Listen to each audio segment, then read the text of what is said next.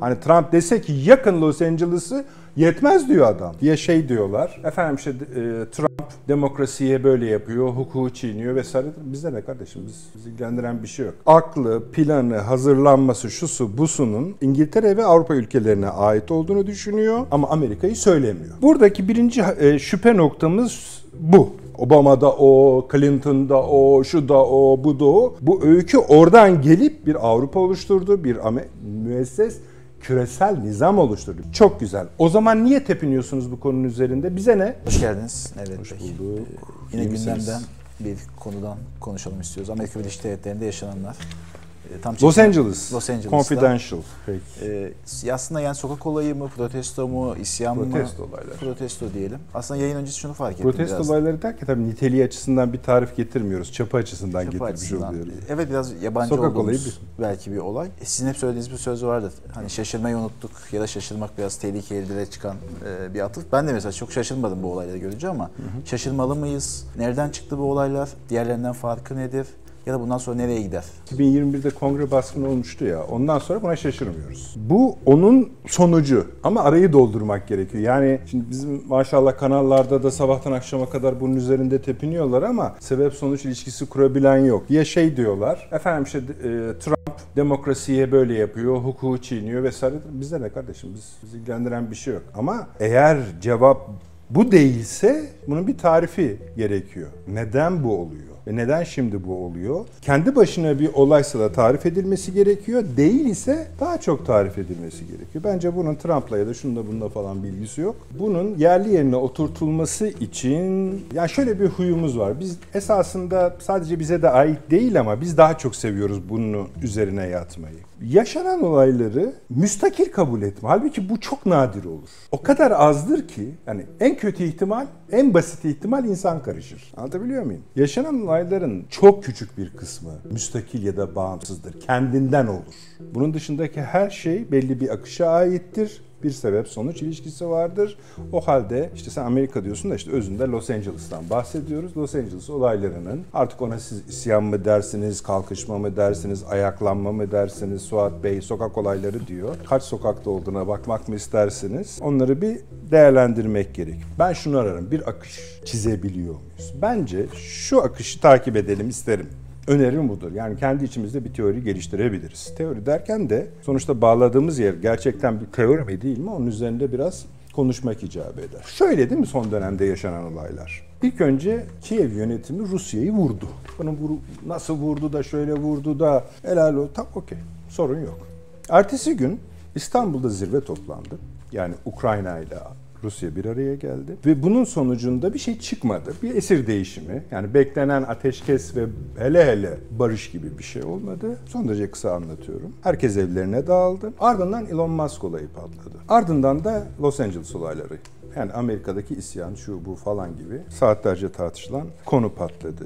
Şimdi o zaman şöyle soralım. Ukrayna Savaşı'nın özelinde yaşananlar ile ABD özelinde yaşananlar arasında bir ilişki, zaman kardeşliği, manidarlık var mı? Bence soru bu. Yani bunun üzerinden ilerlememiz gerekiyor. Bence bir halka eksik. Yani bunu kurarken bir şeyi tamamlamamız. Yani bir zincir dizilimi var. Bu baklalardan bir tanesi eksik. O da İstanbul görüşmesinin hemen ardından ABD Başkanı Trump ile Rusya Devlet Başkanı Putin arasında yapılan telefon görüşmesi. Ben bunun kayıp halka olduğunu düşünüyorum. Daha doğrusu tamamlayıcı halka olduğunu düşünüyorum. Buradaki görüşmeler her iki tarafın gazetelerde değil, resmi açıklamaları üzerinden baktığınızda demin saydığım adımların eksik bağlantısını tamamlıyor. Bunlardan birisi Rusya'nın resmi açıklamasında yer almayan ama Trump'ın ağzından çıkan ben saldırıdan yani Ukrayna'nın Rusya'ya yaptığı saldırıdan haberim olmadığını ona söyledim. Yani Putin'e söyledim. Rusya tarafında bununla ilgili bir şey var mı? Yok resmi açıklamaların içinde. Hiç değinilmemiş. Şunu konuştuk, bunu konuştuk. İşte, tabii ki hala masadayız, görüşmek istiyoruz falan. Rusya tarafı ise resmi söyleminde bu eylemi kim gerçekleştirdi gerçekte sorusuna bu görüşmenin öncesinde ve sonrasında şu yanıtı veriyor her zaman. Başta İngiltere olmak üzere Avrupa ülkeleri ama aslında Avrupa ülkeleri dedi Almanya ve Fransa. Yani aklı, planı, planı, hazırlanması, şusu, busunun İngiltere ve Avrupa ülkelerine ait olduğunu düşünüyor ama Amerika'yı söylemiyor. Buradaki birinci şüphe noktamız bu. Yani ortada bir saldırı var. Amerika Birleşik Devletleri'nin saldırıdan haberi olduğunu olmaması mümkün değil. Çünkü ikinci bir ipucu var metinde. Onu da Zelenski ne demişti hatırlayın bakın. 16-18 ayda hazırladık biz bu planı diyor. Trump nerede orada? Bu bir Biden-Avrupa planı. Bu kesin. Bu tartışılmaz. Diğer her şey teori olabilir ama bu kesin bilgi. Bu saldırının hazırlanması Kiev yönetiminin başkanı tarafından söylendiği şekliyle 1,5 yılda hazırlanıyor. Bunun sadece 4-5 aylık döneminde Trump yönetimi var. Planın kendisi, aklı, her şeyi Avrupa'ya ve Kiev'e ait. Bu saldırı yapılırken Batı'nın yararlandığı uyduların Elon Musk'ın uyduları olduğu bilgisi. Ya da söylencesi, hangisini kabul ederseniz. Ama genel kanaat Avrupa basınında da Amerikan basınında da bunu izliyoruz. Diyorlar ki uyduları kullandı. O halde edindiğimiz intiba şu. Saldırıyı İngiltere biliyor ve yapıyor. Almanya ve Avrupa biliyor, yapıyor. Ukrayna biliyor. Amerikan derin devleti biliyor. Çünkü şöyle 16-18 ay boyunca planlanmış bir şeyin CIA ya da İngiliz MI6 tarafından bilinmemesi söz konusu olmayacağına göre Amerikan müesses nizamı da biliyor. Fakat ortada bir şüphe var. Trump bilmiyor olabilir. Çünkü ben bilmiyorum diyor. Bana söylenmedi diyor. Güzel.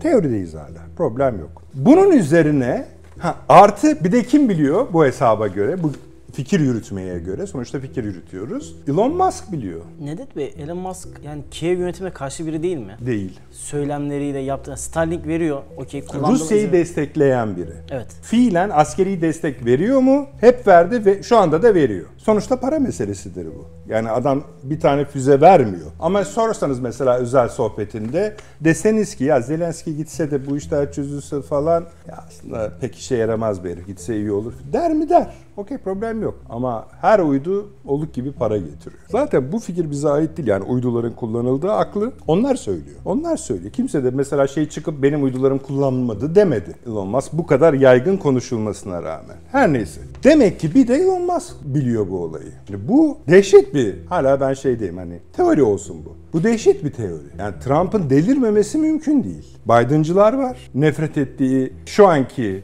Avrupa Biden'cıları var ya da kimilerinin tasvirine göre Amerika'daki Avrupacılar var. Elon Musk en çok güvendiği adam var ve böyle bir şey tezgahlanıyor. Muhtemelen Putin de telefon görüşmesinde şu soruyu soruyor zaten ona, demin dediğimiz gibi. Kardeşim biz yarın masaya oturacaktık. Bir şey çıkar çıkmaz ayrı bahistir ama ateşkes ve barış görüşmeleri yapılacaktı. Bir gün önce neden bizi vurdunuz? Onun karşılığında biz konuşmanın devamını da geliştirebiliriz. Yani transkript edebiliriz, senaryolaştırabiliriz. Diyor ki, bunu da yine Trump'tan öğreniyoruz resmi açıklamasından. Ben diyor vuracağım. Bunu bir parantez içi konuşma olarak söylüyorum. Ve sert vuracağım diyor. Kelime bu, harsh. Peki Trump ne cevap veriyor? Normalde ne beklenir? Ne cevap vermesi beklenir? Bana böyle dedi Putin diyor. Yahu sen taraf değil misin? Ukrayna'yı desteklemiyor musun? Kağıt üzeri maat üzere. Biden kadar değil mi? Evet değil, tamam. Avrupalı müttefiklerin kağıt üzerinde savaşmıyor. Okey, peki. Ne cevap vermesi beklenir? Yok. Böyle bir cevap yok. Anlıyoruz ki Putin tabii ki ben bunun cevabını vereceğim ve bu sert olacak dediğinde Trump başını başka yere çeviriyor.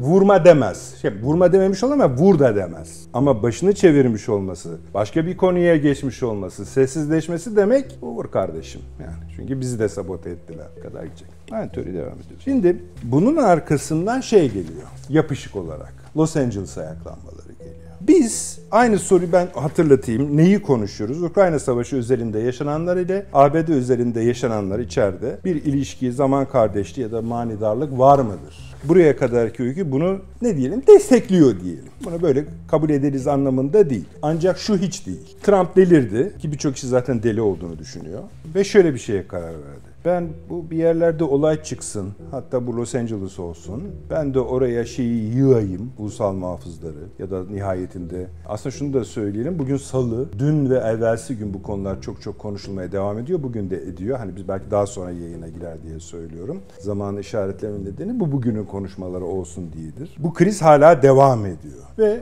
bir görüş şunu söylüyor. Diyor ki Trump bunun büyümesini istiyor ve bu yaptığı anayasaya aykırıdır, hukuka aykırıdır, demokrasiye aykırıdır. Okey peki. Bunu kim söylüyor? Türkiye'deki tartışmacılar söylüyor. Bir kişi de çıkıp demiyor ki sizden ne lan? La bize ne? Biz şöyle sıyrılabiliriz işin içinden. Tamam, şöyle sıyrılabiliriz. Taraflara sakinlik tavsiye ediyoruz, itidal tavsiye ediyoruz, çıkarız içinden. Tıpkı kongre baskınında yaptığımız gibi. Mesele burada ulusal muhafızların ve veya ordunun fiilen buradaki protestolara müdahale etmesi değil. Asıl sorun kongre baskınını yapanların bu olaylara müdahale etmesi. İşte o zaman çarşı karışır. Hani böyle ileri konuşma, işte bölünme, işte o zaman gündeme gelir. Ama bunu Washington'ın ezmek istemesinin altındaki neden buradaki garipliği görmesi. Sonuçta bahsedilen Los Angeles'ın valisi de, belediye başkanı da demokrat. Yani bir başka partiye ve kavgalı bir partiye ait. Bakın bu şunun unutmamamız gerekiyor. Dedik ya, İngiltere, Biden'cı Avrupa, ABD derin devleti, Elon Musk teori sırrı biliyor, Birleşik Devletler Başkanı bilmiyor. Yani bu çok büyük sonuçlar doğurur.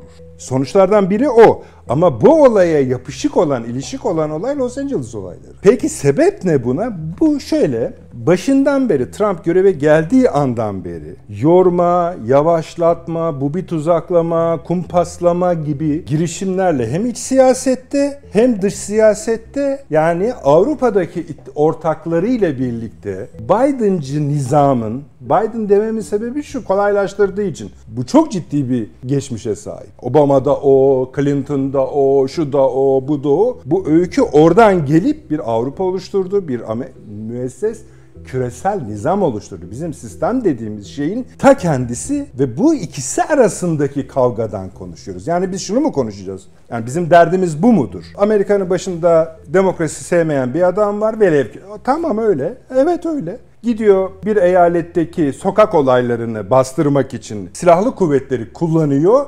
Biz de Amerikalılar için vahlanıyor muyuz? Biz kendimize vahlansaydık son 100 yıl için. Çünkü bize sürekli bunu yaptı zaten Amerika. Sorun bu değil. Bizi ilgilendiren bir tarafı var. O tarafta şu. Bu tam ki bak, okuyayım ben sana kendi notlarımdan. Amerika'daki Avrupa'nın ve veya küresel sistemin sermaye sınıfları arasındaki politik rekabetin bir sonucu mu? Yoksa ara seçimler artı 2028'i artı 2 dönemi daha garantiye alma, en azından hazırlıklarına girişme operasyonudur. Los Angeles tek başına cümle duymak istiyorsanız budur. Ama tek başına Los Angeles bunu karşılamaz. Buraya kadar anlattığımız öykü karşılar bunu. Bu anlamıyla beslenen bir şey olduğunu kabul edebiliriz. Türkiye'deki tartışmalarda bunların bir tarafı olmak, Trumpçı, yok bilmem neci, Biden'cı, Putin'ci, şu kadar sersemce bir şey olabilir mi ya? Bize ne? Ama bu tartışmanın ucu bize gelecek, hangisi kazanırsa. İşte o zaman ağır sonuçlar doğuracak. Dünya içinde,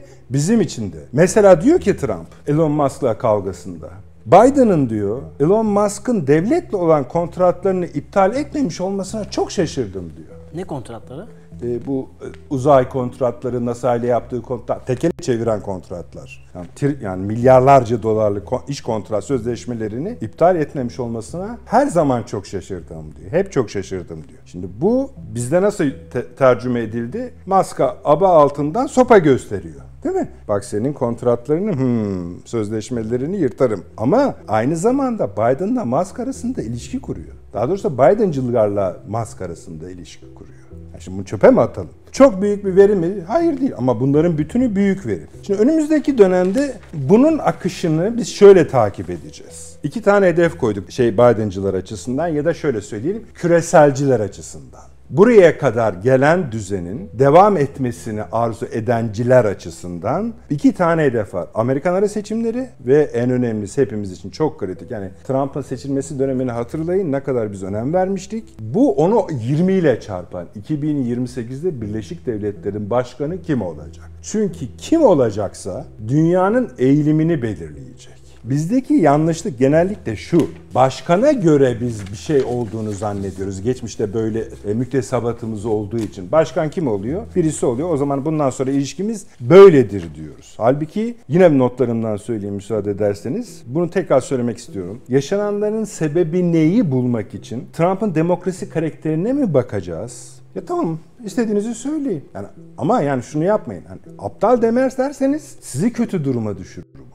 Çünkü öyle ilerlemiyor olaylar. Neyse, o karakterine mi bakacağız, yoksa gerçekten hem ABD iktidarı hem dünya düzeninde kimin hakim olacağını ilişkin savaşı mı konuşacağız? Siz bu savaş yok mu varsayıyorsunuz? O zaman yani hiç konuşmayalım bu konuları. Bu çok ciddi bir sorun. İlki yani Türkiye ve dünyada da meseleyi Trump üzerinden kişiselleştirerek ele alanlar her şeyin sebebini Trump olarak görüyorlar ve Trump olarak gösteriyorlar. Ama gerçek yani ABD'de ve dünyada yaşananların sonucunun Trump olduğudur. Sebep Trump değil, sonuç Trump. Bu Trump'ı aklamaz ama karalamaz da. Sonuçtur Trump. Peki o yaşananların yani Trump'ı buraya getiren bütün o olayların faili kim? Küreselciler. Şimdi yaptıkları da o. Peki şimdiye baktığımızda Trump'ın belki bu tüm süreçlerin ya da halkaların sonucu olarak bu müdahalesi bir cevaptır belki.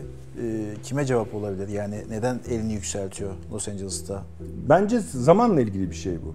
Ara seçimler çok önemli ve benim beklentim bunun yükselmesi. Los Angeles'tan diye düşünmeyin. Yani illa Los Angeles olayların parlaması şu bu falan filan. Mesela bizde şöyle de yorumlanıyor. Yani mesela askeri neden sokuyor? Mesela Siege diye bir film vardı. Zamanın güzel filmlerinden. İyi oyuncular da oynuyor. New York'ta terör olayları olunca ve baş edemedikleri zaman diyorlar ki orduyu çağıralım. Ve nihayet hakikaten de ordunun New York'a müdahale etmesini, girmesini ve düzeni sağlamasında mutabık kalıyorlar. Bunu da bir komutana verecekler. Çağırıyorlar. Bir tümgeneral Bruce Willis oynuyordu. Böyle diyorlar. Adam diyor ki ordu çakı değildir. Yani bu şu. Ondan sonra yaşanacaklardan emin misiniz? Bir yere orduyu sokarsanız ve bu işte mesela Rubicon öyküsüdür esasında. Sonuçlarına katlanırsınız. Herkes katlanır. Ama bu böyle bir şey mi? Ben ondan emin değilim. Ben daha basit kurmak taraftarıyım. Los Angeles'ın siyaseten nereye ait olduğu bellidir. Orası komple demokrattır. Valisi de, belediye başkanı, polis de belediyeye bağlıdır orada. Yapısı da öyledir bak. Hani dünyayı kavrayış biçimi, mesela LGBT'ye bakış biçimi, uyuşturucu şu bu falan filan. Bunları hani pejoratif anlamda da söylemiyorum. Mesele anlaşılsın. Taraflar yerli yerine otursun diye. Biz gözümüzü, yani çünkü Nedet Bey sizin dediklerinize katılmıyoruz. Çok güzel. O zaman niye tepiniyorsunuz bu konunun üzerinde? Bize ne? Bir eyalette o gösteri sosyal olaylar çıkmış. O ülkenin yönetimi de valisi, kaymakamı neyse artık başkanı da buna askeri olarak mı size ne? Ama ne dedik konuşmanın en başında? Kongre baskınının sonucu. Maç devam ediyor. Kongre baskınının sonucu bir intikam dünyası oluşturdu. Trump iktidar kamuoyu, Amerikan kamuoyu seçmen kitlesi açısından görülmemiş ezicilikte oy alarak Trump iktidara geldi. O saldırıyı yapanlara affetti. Şimdi o binlerce kişi Amerikan devletine tazminat davaları açıyorlar. İş o hale geldi. Los Angeles'tan devam işte. Elon Musk dediniz, gelecek seçimler dediniz. Şimdi ben gelmeden önce Amerikan sosyal medyasına baktım. Cumhuriyetçiler Trump'ı böyle hani elini yükseltiyor ama yeterli bulmuyorlar. O arabanın üstteki Meksika bayrağı, polis arabanın parçalanması. Tamam, anladım ben seni. Elon Musk o tartıştıkları akşam Twitter'ı çok etkin kullandı ve sürekli şeyi sordu. Bir parti kurulmalı mı? Yeni bir parti kurulmalı mı? Elon Musk X'in sahibi. Evet. X ile beraber seçimde etkili olduğunu da gördük. Trump'ın oyunu bölüp yeni bir partiyle ya da yeni bir siyasi hareketle Trump'ın oyunu bölüp 2028 seçimlerini, hani sizin o küreselcilerin hani planı dediniz, böyle bir şeylere dokunabilirler, bir şeyler yapabilirler. Böyle bir planı görebilir miyiz? Yani ya da Amerikan iç siyaseti buna yatkın mı? Amerikan iç siyaseti yatkın mıyı bir virgülle konuşalım. Ama sen şeyi kabul ettin bir anda, teorinin doğruluğunu. Yani Elon Musk'ın Biden'cılara çalışabileceğine ilişkin bir şey söylüyorsun esasında. Tabii sonuçta iş adamı. Tamam mı? Peki, bir itiraz yok. Okey. Birincisi şu, en çok göz ardı edilen bir gerçek. Trump ne yaparsa, yani bu mesela son dönemde yaptıklarının tamamı, Los Angeles için söylüyorum, kendi seçmen kitlesinde ciddi karşılığı var. Ben de onun kendi medyasını da çok yakın takip ediyorum. Mesela böyle bir şey yazdığında Los Angeles'la ilgili bakıyorum aşağıya ne yazmışlar? Aşağıya yazılan binlerce yorum, bak binlerce yorum Trump'ın üzerinde. Evet. Hani Trump dese ki yakın Los Angeles'ı yetmez diyor adam. Tamam mı? Hacca girin hepsini falan. Yani bunları bu kadar ilan.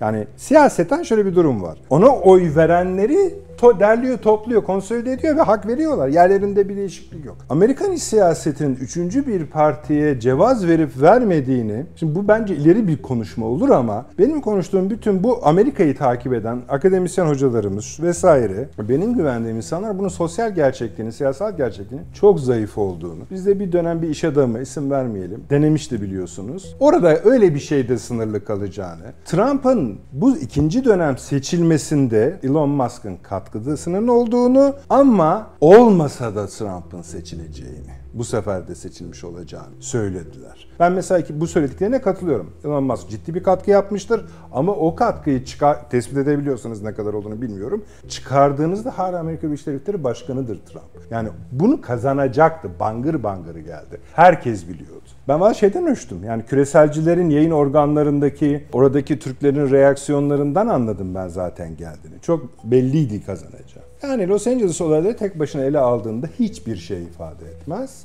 Sadece bize her ne oluyorsa Türkiye'deki adam diyorsa ki bak her şeyden sadece Trump sorumludur. Birinci cevap bize ne? İki, kritik cevap da şu. Bu mümkün değil.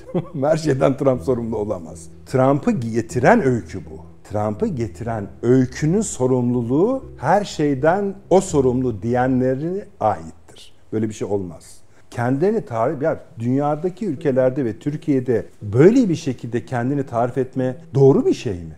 Yani biz kendi siyasi görüşlerimizi dünyaya bak. Şu olabilir. Amerika'yı Trump daha yönetti, daha kötü yönetti. Ama taraf olmak ne demek? Bu çok garip mesela. Bana çok garip geliyor. Peki bundan sonraki zaman akışında Rusya-Ukrayna'yı koyduk ama Los Angeles'ın devamını yine Amerika'nın dışına çıkaralım, Rusya-Ukrayna tarafına getirelim. Nasıl bir yansıması olur? Hani belki ilk yarısını izledik, Rusya-Ukrayna ve Los Angeles'ı bağladık. İkinci yarıda bu sefer Los Angeles'ı nasıl bağlarız Rusya-Ukrayna? Şimdi bu son 48 saat içinde yani savaştaki gelişmeler aslında hani şeyin biraz hızlandığını gösteriyor Rusya'nın. Bu ne kadar iyi ben tam emin değilim ama çok fazla sayıda bölge ele geçirmeye başladı. Bu sonunda Batı'yla yani biz bir barış istiyoruz. Hadi Türkiye açısından söyleyeyim. Bir barış istiyoruz. Yani böyle ateşkes falan da değil. Bunu bozacak şekilde toprak kazanımları başladı ve hele bazı mesela oradaki meslektaşlarımızın yorumları var. Onlar diyorlar ki eğer bu kısa vadede Kiev'e komşu bir il var. Orası düşerse bu Kiev'i de götürebilir. Gittikçe tehlikeli hale geliyor. Sumi galiba yanlış. Evet, Sumi. Sumi'ye saldırıyorlar. Evet. Yani şimdi o çok yani çok yakın olduğunu, komşu olduğunu ve bu tabii çok ciddi bir baskı yaratacağını, aslında Kiev'e girmeden Kiev'in iç dinamiklerini de tetikleyip yönetime başka şekilde müdahaleleri getirebilir vesaire vesaire. Bu unutmayın. İstanbul zirvesinden 48 saat önce ben bu işten sıkılmaya başladım artık. Hiç Ruslar da kımıldamıyor diyen ABD başkanının döneminde oluyor hala. Saatler o şekilde işliyor. Ses çıkarılmıyor. Ama şeyler deli gibi hazırlanıyorlar savaşa. İngilizler, Almanlar, Fransızlar kendilerine göre tabii. Durum bu. Teşekkür ederiz. Teşekkür ederiz efendim.